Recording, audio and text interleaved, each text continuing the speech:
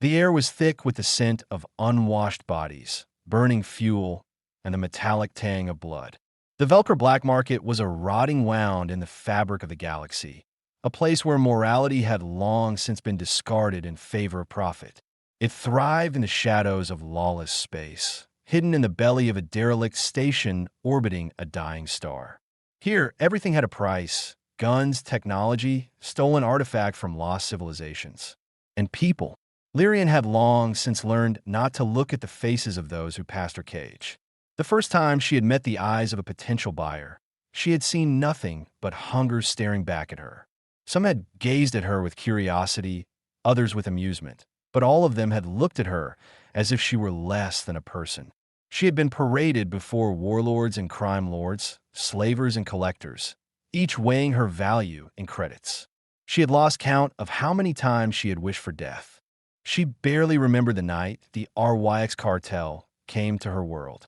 Selvara had been a civilization of peace, a race who had built towering crystal cities that sang in the wind, their people artists, poets, dreamers. Their wisdom was ancient, their knowledge sought after by scholars across the galaxy. But wisdom had not saved them when the RYX arrived. They hadn't come to negotiate or conquer. They had come to harvest. Lyrian remembered the sound of the ships descending, darkening the violet sky of her homeworld.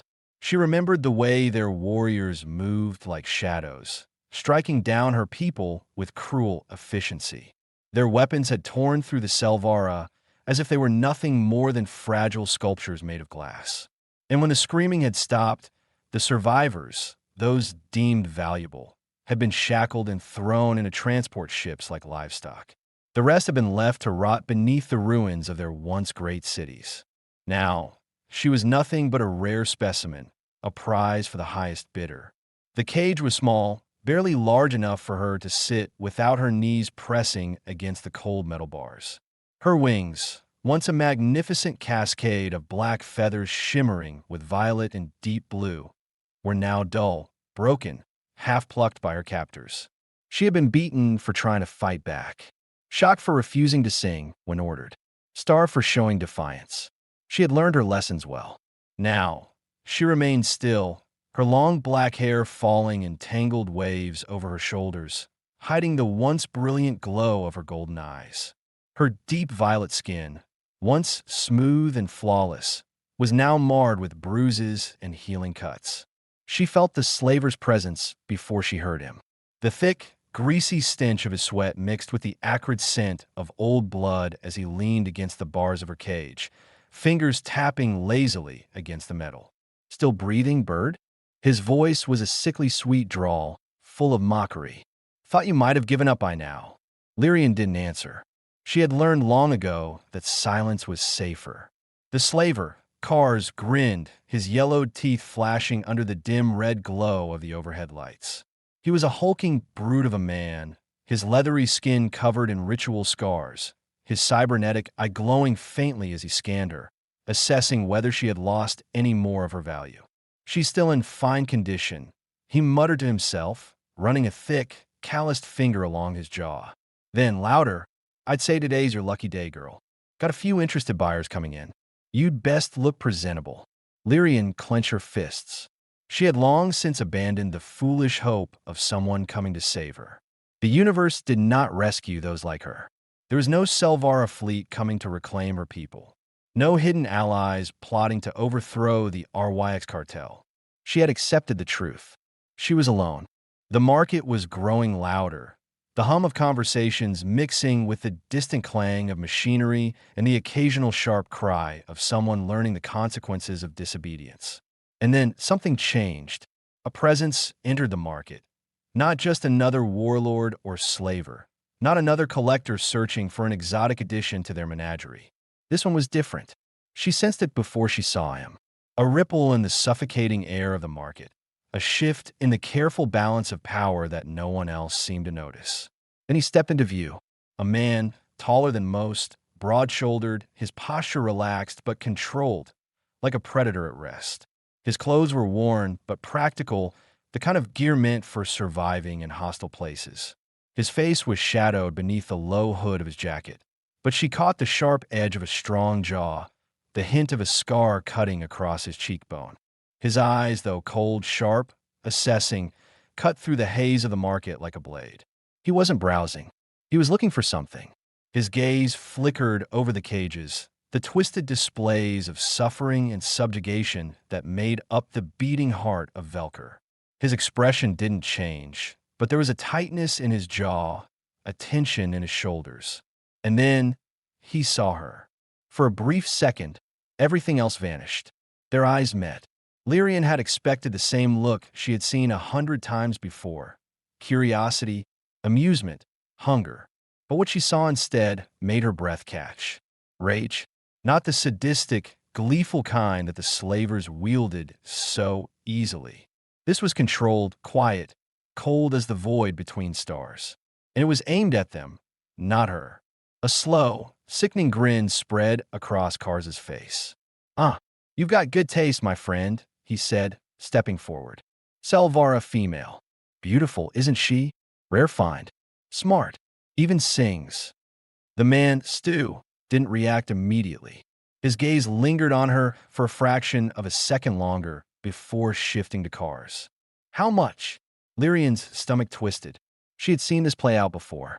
A buyer would negotiate, credits would exchange hands, and she would be owned once again.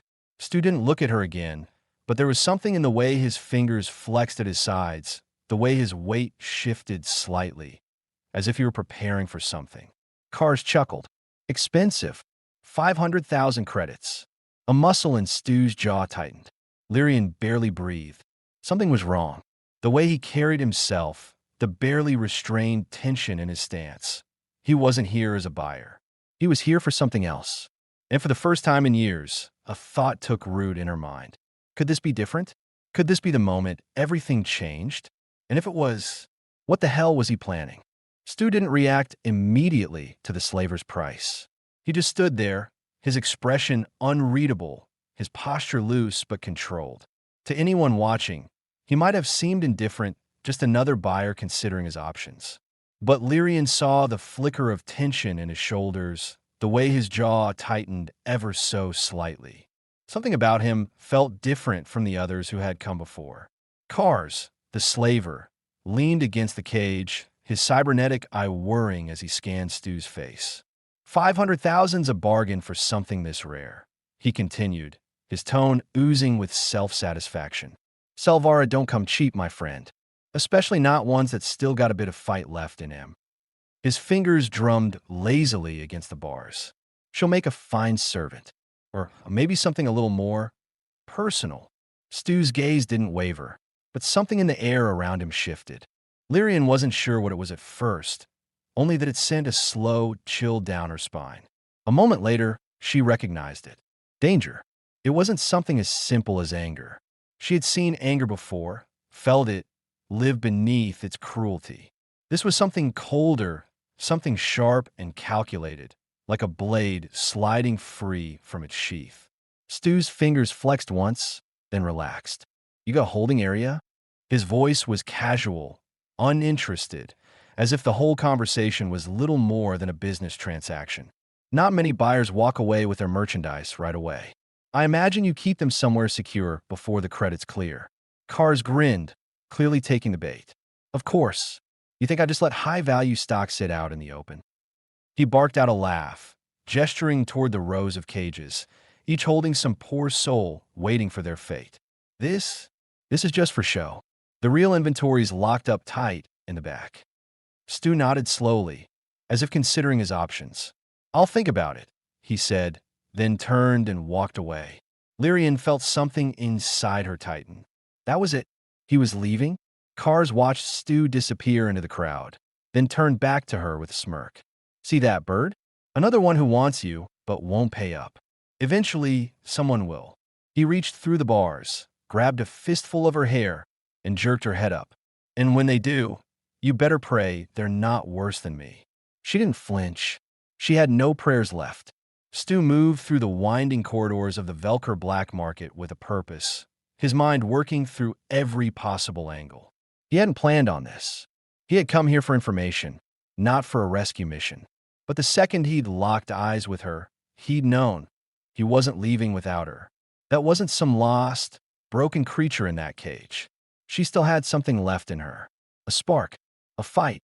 And damn it, if the universe had already decided to crush her, he wasn't about to let it. But 500,000 credits? Not a chance.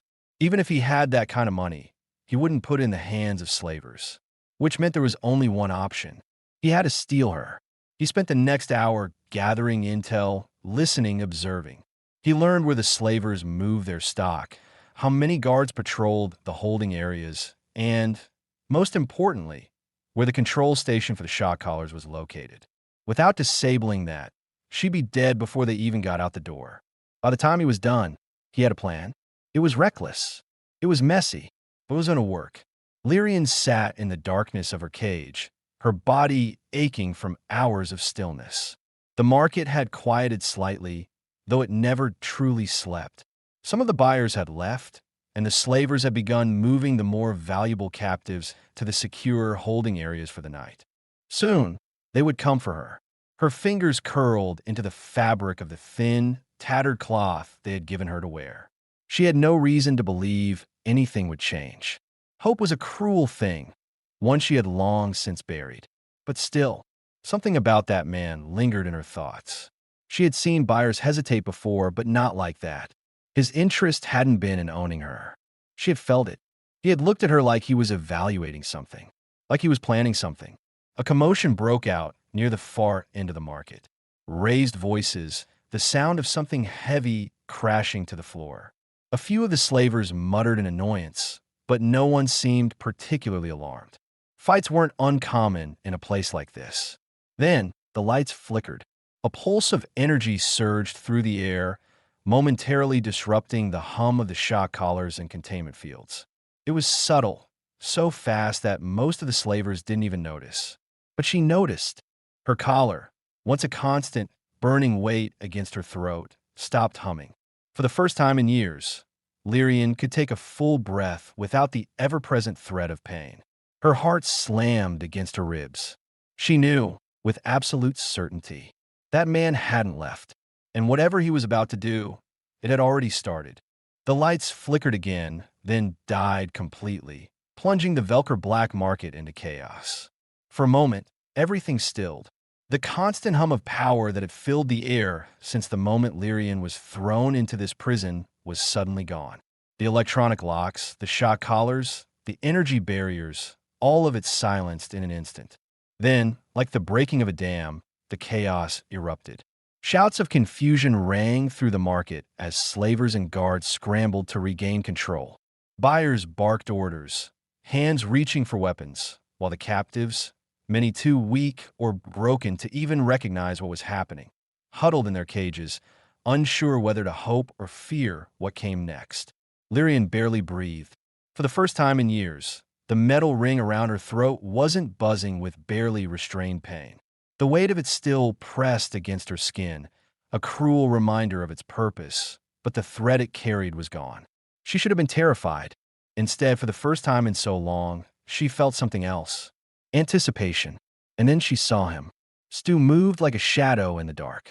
He was precise, controlled, every motion calculated. A figure born from war, not from the filth of this market.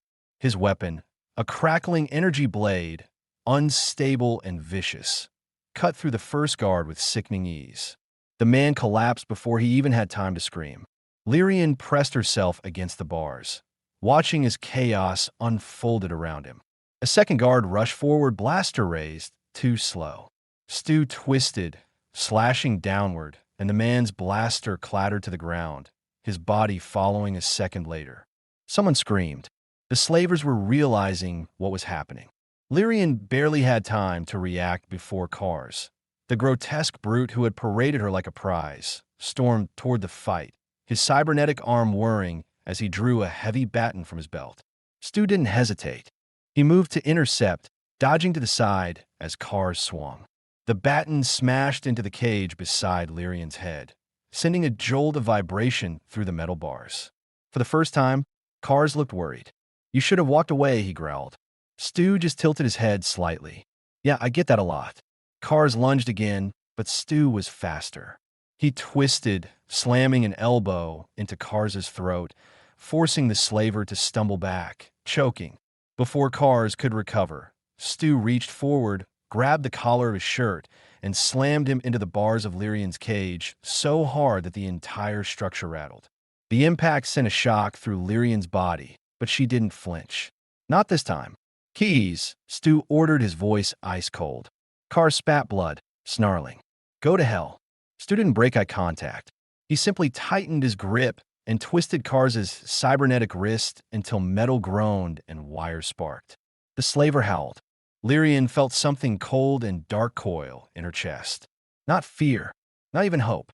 Satisfaction. Kars fumbled for the keyring at his belt with his good hand, his face twisted in pain. He yanked it free and shoved it towards Stu, who snatched it without a word. The lock clicked. The door swung open. Lyrian didn't move. Not because she didn't want to, but because she couldn't. It was too surreal. The open door, the absence of her collar's hum, the slaver at Stu's feet, writhing in agony. For so long, escape had been nothing more than a dream. A cruel joke she didn't dare believe in. Stu didn't waste time. He tossed the keyring aside, his storm gray eyes locking onto hers. Can you walk? She swallowed. Her throat was dry, her voice weaker than she wanted it to be. Yes. Then move. He turned, already scanning the chaos for threats. She hesitated for just a heartbeat longer before stepping forward. Out of the cage, out of the prison she had lived in for years. And for the first time in forever, she was free. But there was no time to celebrate. The market was an absolute pandemonium. Some slavers were already scrambling to restore power. Others were too busy trying to contain prisoners who had realized what was happening. The weaker captives cowered, unsure whether to fight or flee, while the few who still had any fight left were struggling against their restraints. But none of that mattered, because the RYX enforcers had arrived. A group of heavily armed guards poured in from the main entrance, their black armor glinting under the emergency lights. Their weapons were already drawn. Shit, Stu muttered. He grabbed Lyrian's wrist, not painfully, but firmly, and pulled her forward. Move. She obeyed. The next few minutes blurred into a frantic chase through the back corridors of the market. Stu knew exactly where he was going, maneuvering through narrow service tunnels and abandoned storage areas with the confidence of someone who had already memorized the entire layout. Lyrian struggled to keep up. Her body screamed in protest. Her muscles were weak from confinement, her balance unsteady. Every step sent fire lancing through her legs, but she didn't slow down. She couldn't. ARYX soldier rounded the corner ahead, blaster raised. Stu didn't break stride. He lifted his own weapon, a compact blaster pistol, and fired once. A clean, precise shot. The enforcer crumpled before he even knew what hit him. They kept running. Lyrian's lungs burned, her vision swimming as exhaustion clotted her. Just as her legs threatened to give out, Stu suddenly yanked her to the left, dragging her into a dark, narrow passageway barely wider than her shoulders. She pressed against the cold metal wall, struggling to catch her breath. Stu sealed the hatch behind them, exhaling slowly. For the first time since they started running, the world was quiet. Lyrian slid down the wall, trying to control her shaking limbs. The adrenaline was starting to wear off, and now everything hurt. Stu crouched beside her, checking his weapon. He didn't speak for a long moment. Then, finally, he asked, "Why the hell are you still alive?" Lyrian blinked, caught off guard. "What?" He glanced at her, frowning slightly. "The others. The ones like you. They're either broken or dead. But not you." He tilted his head. "Why? She should have been dead." She knew that. She had seen stronger Selvara break completely under less. So why had she survived? She swallowed hard, her voice barely above a whisper. "Because I refused to disappear." Stu studied her for a long moment. Then, to her surprise, he gave a short, approving nod. "Good. That was it. No sympathy, no unnecessary words. Just acknowledgement. And somehow, that meant more than anything else." He stood, extending a hand. "We need to keep moving." She hesitated, then took it. Stu pulled her to her feet, steadying her when she nearly collapsed. He didn't let go until she found her balance. Then, without another word, they slipped deeper into the tunnels, two fugitives racing toward an uncertain future. The tunnels beneath the Velker black market were a labyrinth of rusted steel and forgotten passageways, built long before the station became a hub for criminals and slavers. The walls were damp with condensation, the air thick with the scent of old oil and stagnant water. Lyrian could hear the distant hum of machinery far above them, the echo of muffled shouts and hurried footsteps as the market's enforcers scrambled to restore order. She kept moving, forcing her body to obey despite the sharp protests of muscles long deprived of real movement. Every step sent jolts of pain through her legs, but she pushed forward, knowing that slowing down meant death, or worse. Stu moved ahead, his steps silent but purposeful, pausing every few moments to listen. His weapon remained drawn, his shoulders tense. He wasn't running blindly. He had a plan. Lyrian hadn't asked what it was yet. She wasn't sure she wanted to know. She focused on breathing, on keeping her limbs from trembling. The collar was still around her neck, the cold metal a lingering reminder of what she had been. But it no longer hummed with the promise of pain. That at least was something. The tunnel opened into a wider corridor, lined with old supply crates and broken equipment. Stu stopped, turning to face her. "We don't have long," he said. "They'll regroup and send more after us. We need to get to my ship before they lock down the docks." She nodded, swallowing hard. "How far?" Stu hesitated. "Too far to walk." He exhaled sharply, glancing down at her. "And you're not going to make it much farther like this." Lyrian clenched her jaw, straightening despite the sharp pull of exhaustion in her body. "I can keep up." His gray eyes flickered over her, assessing, but he didn't argue. Instead, he turned back to the crates, rummaging through them until he pulled out a small, sleek device, a stolen comm unit, most likely. He activated it with a flick of his thumb. "Mara, you there?" Static crackled, then a voice cut through. "Stu, what the hell is going on down there?" "Long story," he muttered. "I need an extraction. You in the air?" "Barely," the woman, Mara, replied. "Station's on high alert. They just put all outgoing ships on lockdown." Lyrian's stomach twisted. "A lockdown? If they couldn't get out?" "I need you to find a way to override it," Stu said, his voice low, controlled. "We're in the lower tunnels. Meet us at the old service port, Bay 14. Mara let out a string of curses. "You're gonna get me shot." You say that like it'd be the first time. A pause, then a sigh. "Fine, I'll figure something out. You got 10 minutes before they start sealing blast doors." Stu shut off the comm and turned back to Lyrian. "We need to move. Now." She followed, keeping pace as best she could. Every step felt heavier than the last, but she refused to let it slow her down. Not now. Not when she was finally moving towards something other than another cage. The air grew colder as they moved deeper into the tunnels. The station's artificial gravity fluctuated in places, making her steps feel momentarily weightless before pressing down again. Her breath was ragged, but she didn't stop. Then, ahead, Stu froze. Lyrian barely had time to react before he grabbed her and shoved her against the wall, pressing a finger to his lips. Footsteps. Heavy. Close. Armed. She held her breath as shadows moved just beyond the turn ahead. Voices, gruff, irritated, speaking in low tones. "Escape through here, no doubt." "You sure?" The collar signal went dead. The moment the power cut out, she was gone. A pause. Then, the distinct click of a weapon being primed. "Orders are to bring her back alive. If we can't, we put her down." Lyrian's throat tightened. She had always known there would be no true escape, not without a fight. Stu's fingers brushed her wrist, a silent message. "Stay quiet. Stay still." Then, without a sound, he moved. The first guard didn't even see him coming. Stu grabbed him from behind, clamping a hand over his mouth as his knife drove deep between the man's ribs. A sharp, wet sound, then silence. The second guard barely had time to react before Stu fired once, dropping him instantly. Lyrian exhaled, her chest tightening. She had seen men die before, but this?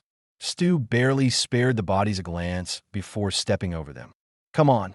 She followed, stepping carefully to avoid the growing pool of blood beneath the guards. By the time they reached the service hatch leading to Bay 14, her legs were shaking. Stu pried the hatch open, revealing a dimly lit maintenance tunnel. A gust of cold air rushed past them, carrying the distant scent of fuel and metal. Beyond this tunnel, freedom waited. Lyrian hesitated, not because she wanted to stay, never that, but because something about this moment felt too big, too real. She had spent so long waiting, enduring, surviving. She had imagined freedom 1,000 different ways, but she had never imagined what came after. Stu must have seen it on her face because he paused, eyes narrowing. "You good?" She forced herself to nod. "Yeah." A long pause. Then he nodded once and offered his hand. Lyrian looked at it. Then, slowly, she took it. His grip was warm, steady, real. "Let's get the hell out of here," he said. And together they ran toward freedom.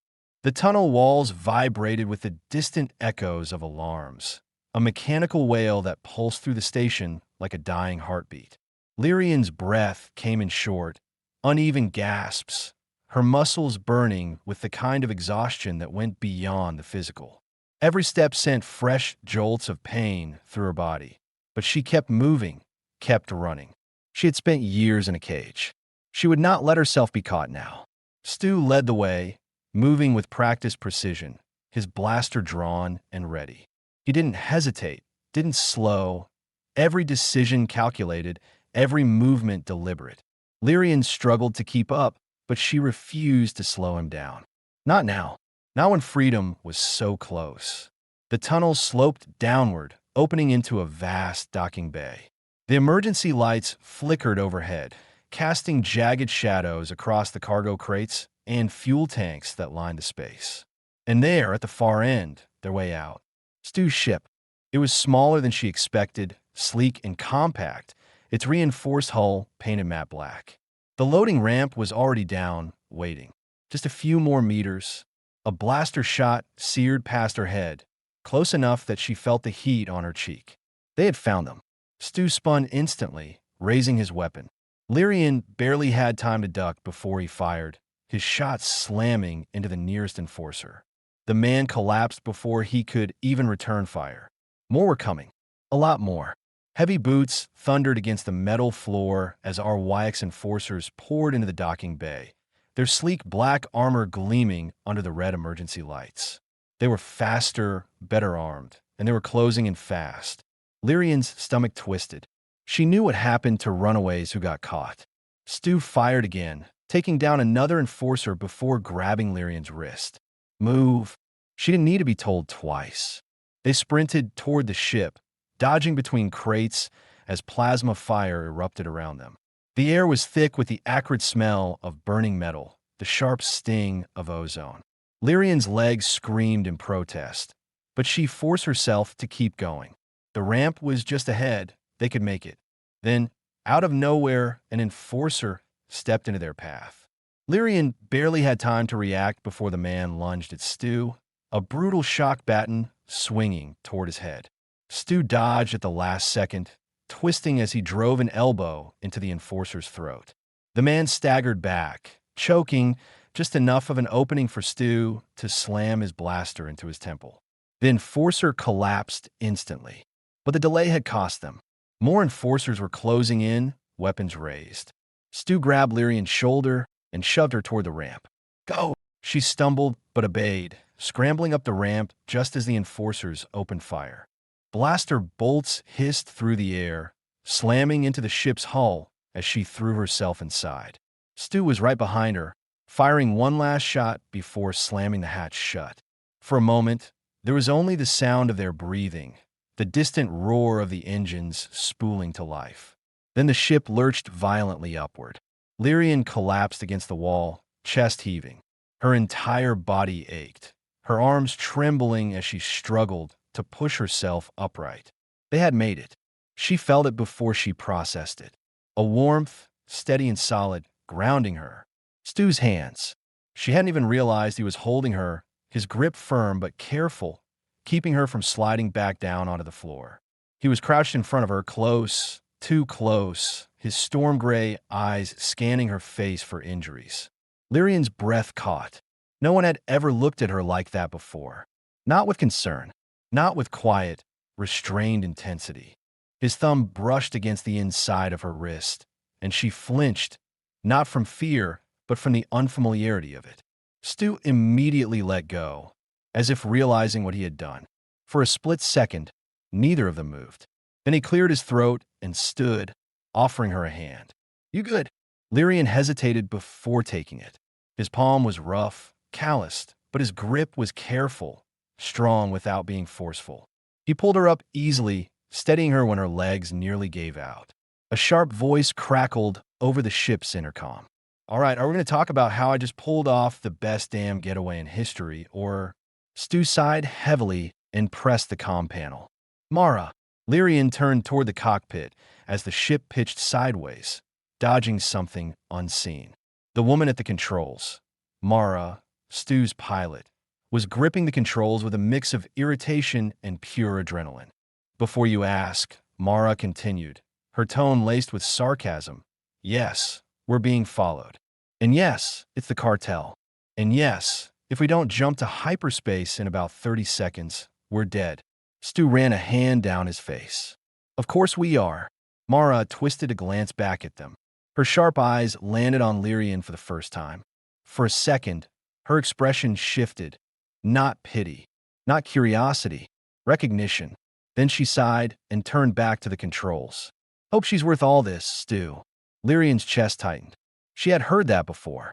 "Hope she's worth the trouble. Hope she's worth the price." Except this time, it wasn't coming from someone who wanted to own her. It was coming from someone who had risked everything to save her. Stu's response was immediate, sharp. "She is." Lyrian's heart stuttered. He said it without hesitation, like it wasn't even a question.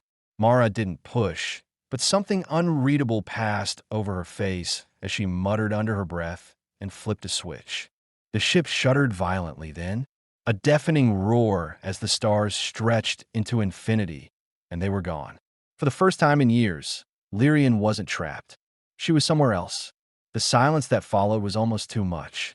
The alarms were gone. The gunfire. The screaming. All that remained was the soft hum of the ship and the steady sound of Stu's breathing beside her. She realized she was still holding onto his arm. Slowly, she let go. He didn't move away immediately. For a moment, just a moment, she thought he might say something. Instead, he exhaled, running a hand through his hair before stepping back. "Get some rest," he said. "We're not done yet." Lyrian watched him go, something unfamiliar twisting in her chest.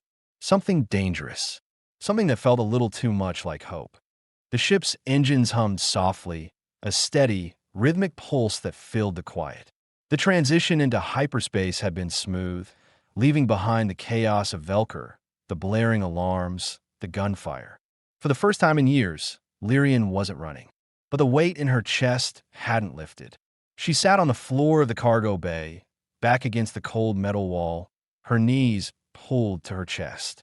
Her breathing had evened out, but her body still trembled, not from exhaustion, not from pain, but from the overwhelming, crushing reality of what had just happened.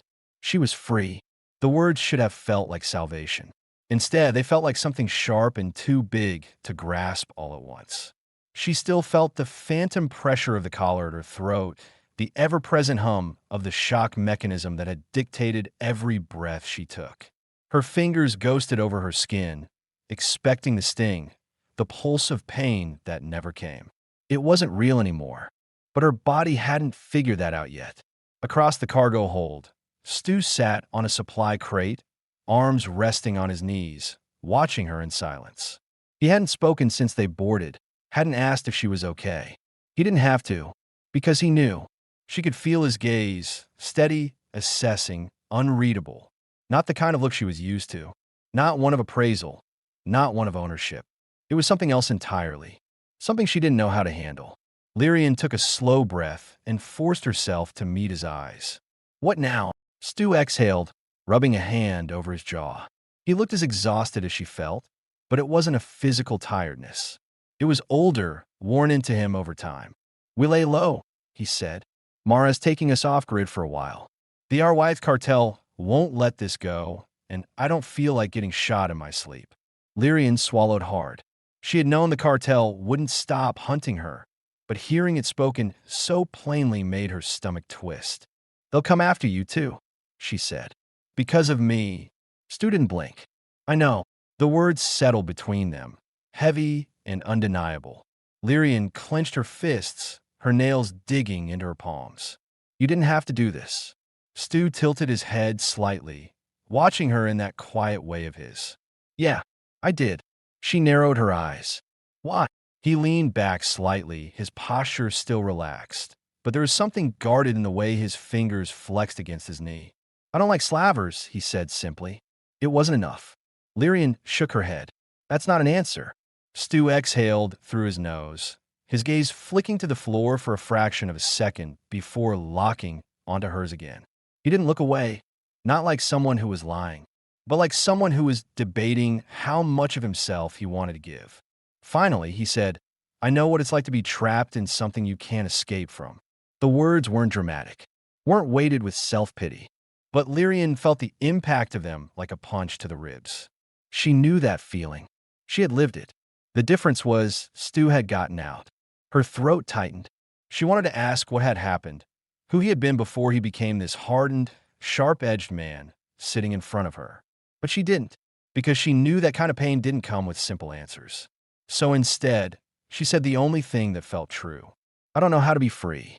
The admission slipped out before she could stop it, raw and far too real. Stu didn't react right away, didn't soften, didn't rush to reassure her. He just studied her, his expression unreadable. Then, finally, he said, "You don't have to know. You just have to start." Lyrian blinked, caught off guard by the quiet certainty in his voice. Start. That was what this was, wasn't it? A beginning. Not the end of her fight, but the first step into something unknown. The realization should have been terrifying, but for the first time it wasn't. It was something else entirely. Hope. The intercom crackled to life, breaking the moment.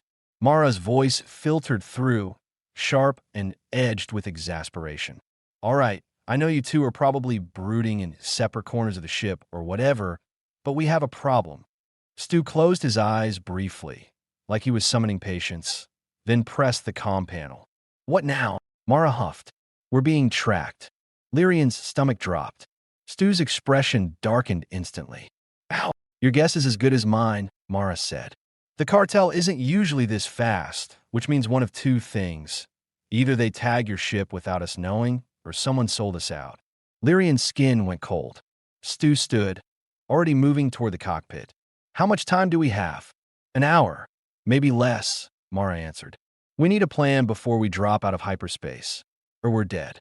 Lyrian pushed herself to her feet, ignoring the way her muscles protested. She wasn't hiding anymore. Stu glanced at her, his expression unreadable. "You coming?" he asked. She held his gaze, steady this time. Yes.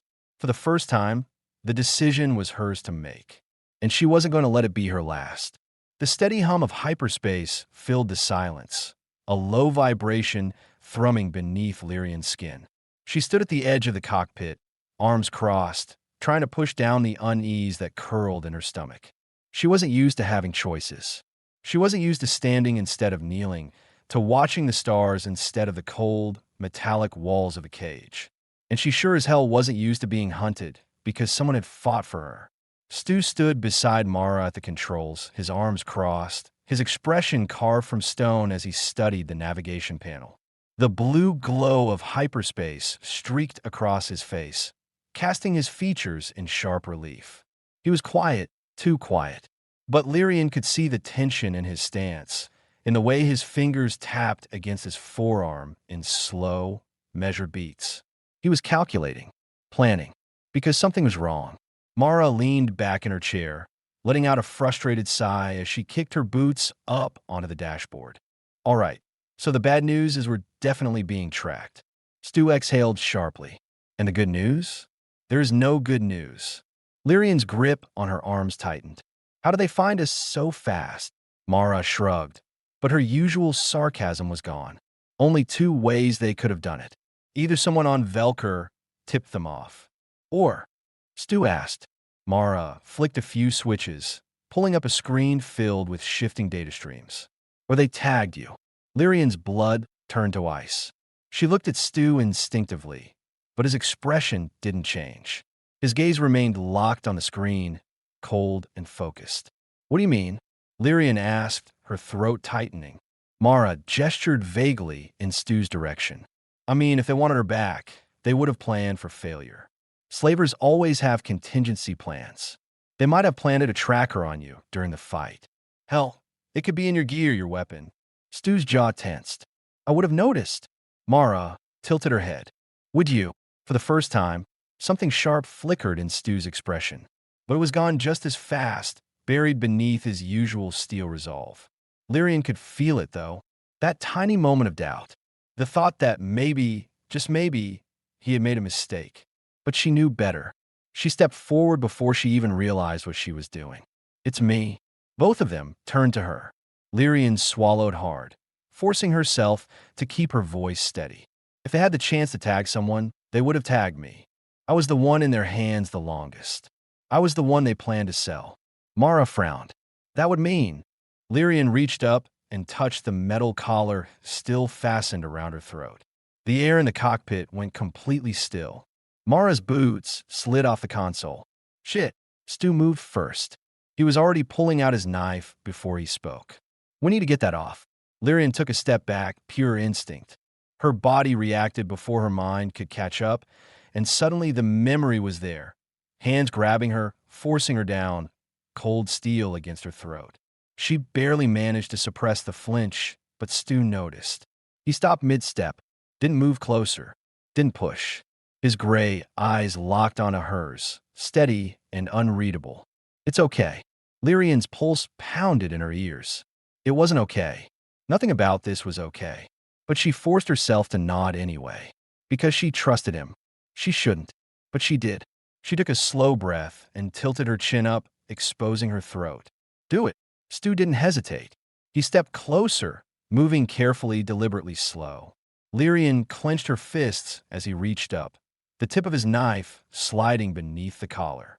The metal was cold against her skin. Or maybe it was his fingers brushing her jaw that made her shiver. He was so close. She could feel the heat of him, the quiet control in his every movement. He wasn't like the others who had touched her before. There was no cruelty in his grip, no dominance, no ownership, just careful precision. The blade scraped against the locking mechanism, and for a brief second, the collar tightened around her throat. Lyrian sucked in a breath, her body tensing on pure reflex. And then it was gone. The weight that had been a part of her for years hit the floor with a dull metallic thud. Lyrian let out a shaky exhale. She reached up, touching the bare skin of her neck. She expected to feel pain, pressure, something. But there was nothing. Nothing but the warmth where Stu's fingers had just been. She looked up. Stu was still watching her. He hadn't stepped back. Hadn't moved at all. She should have pulled away. Should have put space between them. But she didn't. Because for the first time in years, she wasn't afraid of someone standing close. She was afraid of him moving away. Stu's gaze flickered, just a flicker, barely noticeable. But she saw it. Then, too fast, he stepped back, clearing his throat. You okay? Lyria nodded. She wasn't sure if it was the truth. Mara let out a dramatic sigh. Great. So now that we've handled that, can we focus on the imminent death part? Lyrian blinked, the moment shattering as reality came crashing back in. Right? They were still being hunted. Stu ran a hand through his hair, already back in problem-solving mode. What's our status? Mara flipped a few switches, her eyes darting over the screen. Tracker's disabled, but they still have our last known location. We need to drop out of hyperspace and change course now, or they'll predict our trajectory. Stu nodded. Where's the closest safe zone? Mara scoffed. You're assuming we have a safe zone. Stu shot her a look. Mara sighed. Fine. There's a station in the Varen Drift. Not exactly legal, but it's out of our YX cartel's jurisdiction. Stu glanced at Lyrian. You good with that? Lyrian blinked at him. You're asking me? He frowned slightly. Yeah. She hadn't expected that. No one had ever asked her opinion before. She squared her shoulders. Then let's go. Mara let out a low whistle. Well, look at that. We got ourselves a fighter. Lyrian didn't look away from Stu. I always was. Stu's lips twitched. Not quite a smile, but close. Then he turned back to Mara. Set the course. The ship shuddered as it dropped out of hyperspace, the stars snapping back into place around them. Lyrian exhaled slowly. For the first time, she wasn't a prisoner. She wasn't a runaway. She was choosing her path. And she wasn't alone. The Varendrift station was nothing like Velker. It was still rough, still soaked in the scent of unwashed bodies, cheap alcohol, and engine fuel, but it didn't hum with the same kind of danger. There were no slavers prowling the corridors, no desperate, hollow-eyed prisoners in cages. No one looked at Lyrian like she was property. For the first time, no one was hunting her. The realization sat heavy in her chest as she followed Stu through the dimly lit marketplace. The station was small and forgotten, a smuggler's rest stop hidden in the gravitational pull of a dead planet. The kind of place no one came unless they had nowhere else to go. Stu moved with his usual ease, blending into the crowd without effort. Lyrian was still adjusting. She found herself constantly glancing over her shoulder, half expecting a heavy hand to clamp down on her arm, expecting someone to drag her back into the nightmare she had just escaped. But no one did. No one even looked at her. She wasn't sure what to do with that. They passed a vendor selling refurbished clothes, and Stu stopped without a word. He ran his fingers over a simple gray tunic, checking the seams, before pulling it from the rack. Then he grabbed a pair of dark, sturdy pants and turned to her, holding them out. Lyrian blinked at him. Stu sighed. Take him. She hesitated, fingers hovering over the fabric. Why? He frowned, like the question confused him. Because you need them. That wasn't an answer. Not the one she was expecting, anyway. She took the clothes carefully, the weight of them strange in her hands. She hadn't chosen what she wore in years. The idea that she could just have something without being given orders first felt too big, too foreign. She swallowed hard, gripping the fabric. Thanks. Stu nodded, already turning to pay the vendor. Lyrian studied him as he handed over the credits. He had spent more than she knew he needed to. He could have gotten her something cheaper, something that barely held together. But he hadn't. He hadn't said anything about it either. He never did. She wasn't sure why that made her chest feel tight. Later, after she had changed, after the grime and the weight of Velker had been scrubbed from her skin, they sat together in a quiet corner of the station's cantina. The lights were dim, the air thick with the scent of strong liquor and fried food. The voices around them blended into a low, steady hum. Unfamiliar people talking about unfamiliar things. Lyrian had never sat in a place like this before. She had never been allowed to just sit. Stu was across from her, sipping something dark and bitter. He looked comfortable here, like the weight of the past few days hadn't touched him. But she knew better. He was always watching, always waiting for the next fight. Lyrian stared at her untouched drink, turning the glass between her hands. How long will we stay here? Stu shrugged. Couple days, maybe. Depends. On what? He met her gaze, his gray eyes sharp but not unkind. On you. Lyrian's breath caught. On her. The weight of those words settled over her like something heavy and unexpected. She had never been the one to decide before. The realization left her feeling unsteady. Stu must have seen something on her face because he leaned forward slightly, his voice quieter. You don't have to figure it out right now. Lyrian exhaled slowly, pressing her fingers against the cool glass.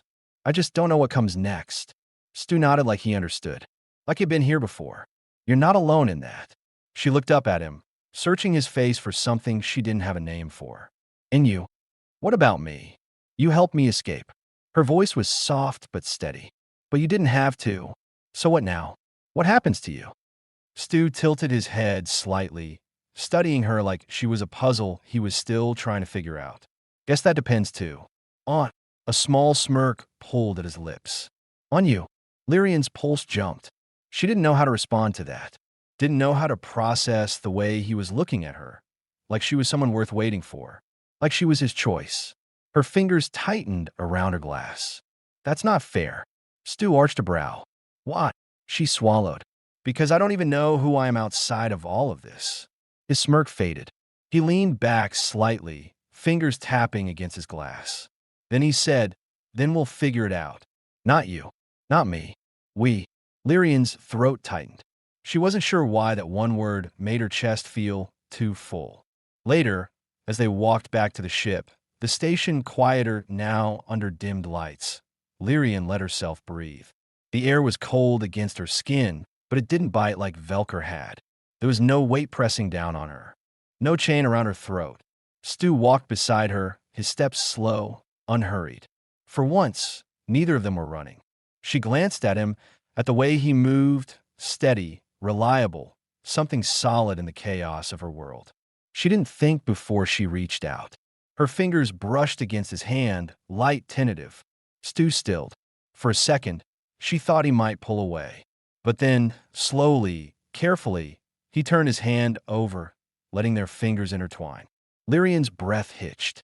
He didn't say anything, didn't look at her. He just held on. And for the first time in her entire life, Lyrian knew what it felt like to be wanted without being owned. The feeling nearly brought her to her knees. She didn't pull away, and neither did he. Back when she stopped herself. She hated how easily the past still tried to claim her. Stu didn't rush her. He never did. She exhaled softer this time. I imagined they would feel bigger when I was finally free.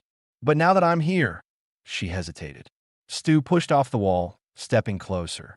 Close enough that she could feel his warmth at her back, though he didn't touch her. But now, she turned her head slightly, enough to catch the edge of his expression. There was no judgment there, no impatience. Just him, waiting. Lyrian's throat tightened. Now, I don't know what to do with it all.